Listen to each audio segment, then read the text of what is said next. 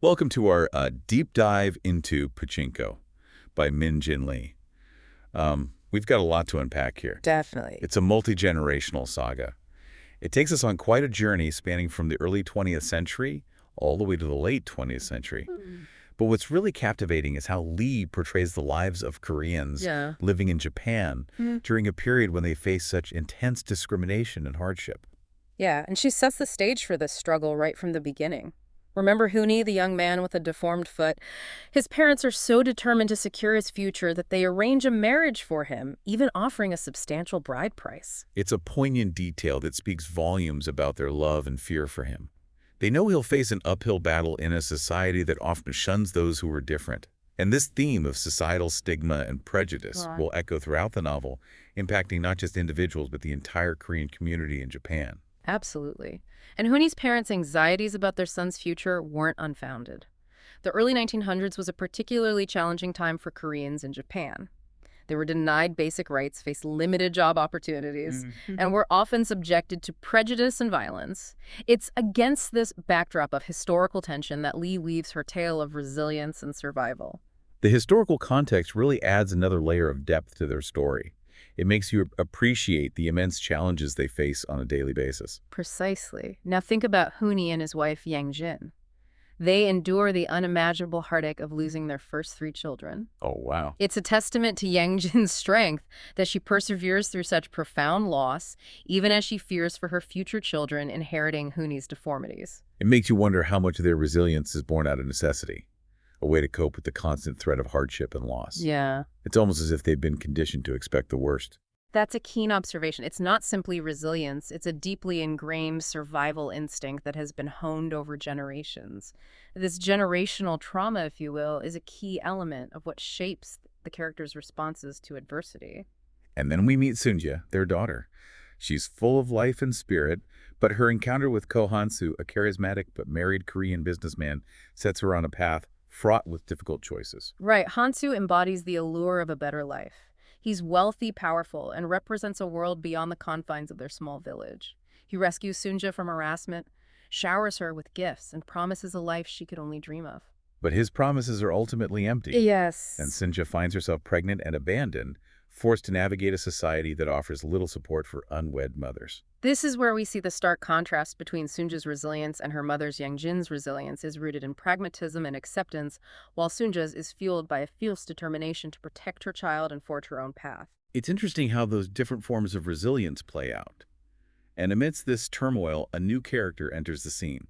Isik, a young Christian pastor, who offers Sunja a lifeline. Isik's decision to marry Sunja is a turning point in the novel. It's an act of profound compassion, but it also sets up a clash between his unwavering faith and the harsh realities of their new life in Osaka. Right, his faith provides him with a moral compass, but it's constantly challenged by the compromises and moral ambiguities that surround him. Yeah. It makes you question how one maintains faith in the face of such unrelenting hardship. Precisely. And his journey to Osaka with Sunja and his brother Yoseb exposes them to the stark realities of the Korean enclave in Japan. It's a world away from the familiar comforts of their village. The poverty, the cramped living conditions, the constant fear of prejudice and violence. It's a stark reminder of their outsider status in Japanese society. And this feeling of being othered is further compounded by the limited opportunities available to them. Sunja experiences this firsthand when she tries to earn a living by selling kimchi. She faces hostility from other Korean vendors, highlighting the cutthroat nature of survival in their marginalized community. It's almost as if they're trapped in a system designed to keep them down. They're forced to compete with each other for scraps, while facing discrimination from the larger society. Exactly, and it's within this context of struggle and scarcity that the seeds of the pachinko industry begin to take root, offering both a path to financial stability and a source of moral conflict. And the arrival of war throws their lives into even greater chaos. They're caught between two worlds facing discrimination from the Japanese and the looming threat of American bombing raids. This period of intense upheaval forces them to rely on their community and family ties for support. The bond between Sunja and her sister-in-law Kungi becomes a lifeline as they navigate the dangers and uncertainties of wartime. I was struck by Kungi's strength and generosity. Despite her own hardships, she welcomes Sunja into her home and offers unwavering support. It's a testament to the power of female solidarity in the face of adversity. It is. And amidst this chaos, Hansu, the man who abandoned Sunja years ago, reemerges, offering to evacuate the family to a rural sweet potato farm. It's almost ironic, isn't it? The man who brought so much heartache becomes their unlikely savior. Right, It but makes you question his motivations and whether his actions can be seen as a form of redemption. that's a question that lingers throughout the novel. Is he truly trying to atone for his past actions, or is he driven by a more selfish desire to control Sunja and their son? It's a testament to Lee's skillful writing that she doesn't provide easy answers. We're left to grapple with the complexities of his character and his role in their lives. And as the war rages on, Sunja gives birth to her first son, Noah, bringing a glimmer of hope amidst the darkness. His birth symbolizes the enduring strength of the human spirit, even in the face of unimaginable hardship. It's a reminder that life goes on, even as the world around them crumbles. And it sets the stage for the next chapter of their story, where new challenges and opportunities await them in post-war Japan. But that's a discussion for part 2 of our deep dive. So as the dust settles after the war, the family finds themselves back in Osaka, facing the daunting task of rebuilding their lives amidst the ruins. Yes, their home is destroyed. Resources are scarce, and the scars of war run deep. It's a testament to their collective resilience that they don't simply give up. And it's fascinating how this concept of resilience evolves throughout the story. We see it in Sunja's unwavering determination to provide for her children, but also in Kungi's strength as she supports her family despite her own losses. Their bond is truly remarkable. They face these challenges together, sharing the burdens of hardship and offering each other much-needed emotional support. They embody the spirit of community that sustains them through these difficult times. It makes you wonder how different their lives would have been without that support system. It seems like that sense of community is almost as essential as food and shelter. Indeed, and this theme of communal reliance is central to understanding the Korean experience in Japan. They were often ostracized by the larger society, so they had to rely on each other for survival. And amidst this struggle for survival, a new opportunity emerges: the pachinko industry. But as we learn, it's not without its complexities and moral dilemmas. Exactly. On one hand, it provides a much-needed source of income for many Koreans who were shut out of other industries due to discrimination. On the other hand, it's associated with gambling and often viewed as a less than respectable profession. It's interesting how Sunja's sons, Noah and Mozasu, embody these conflicting perspectives on pachinko. Noah, the elder son, represents the yearning for a different life.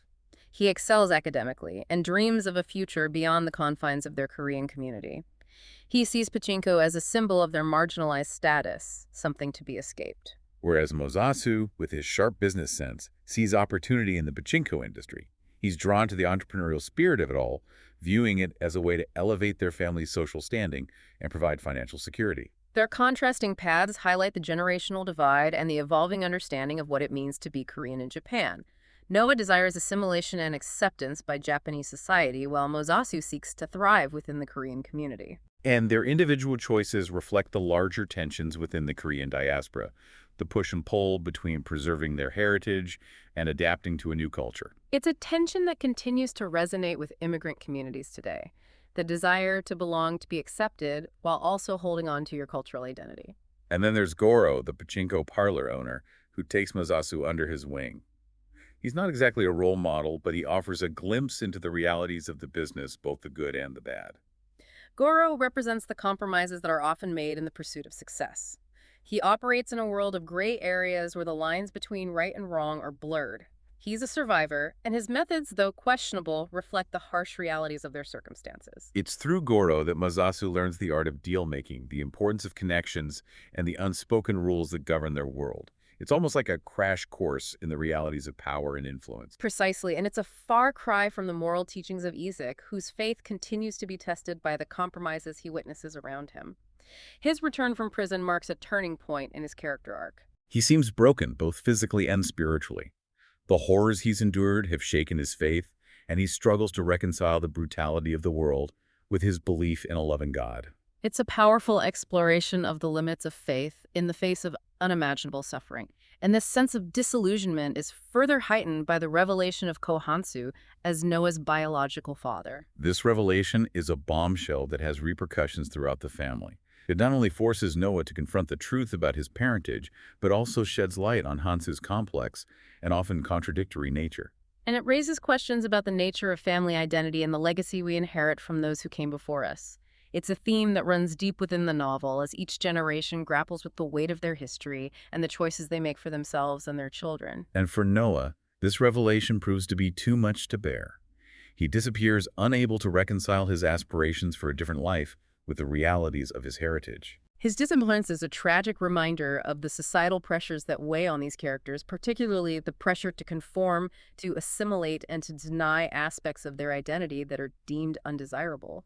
It's a loss that reverberates throughout the family, particularly for Sunja, who loses a son not once but twice. First to a world that refuses to accept him for who he is, and then to the unknown. This double loss underscores the profound sense of displacement that permeates the novel. These characters are constantly searching for a place to belong, a place where they can be fully themselves without judgment or prejudice. And as the years go by, we see the next generation emerge, represented by Mosasu's son, Solomon. He grows up in a more affluent world than his parents, but still grapples with the complexities of his Korean-Japanese identity. Solomon embodies the hopes and anxieties of a generation born into a world shaped by their parents' struggles. He has opportunities that were unimaginable to his predecessors, yet he still faces the enduring legacy of discrimination and the pressure to conform to societal expectations. It's almost as if he's caught between two worlds, trying to balance the traditions of his heritage with the allure of modern Japanese society.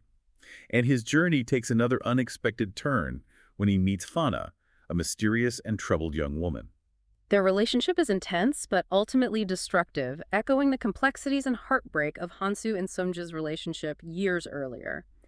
It suggests that some patterns repeat themselves across generations, even as individuals strive to break free from the past. It's a reminder that history has a way of repeating itself, especially when it comes to matters of the heart.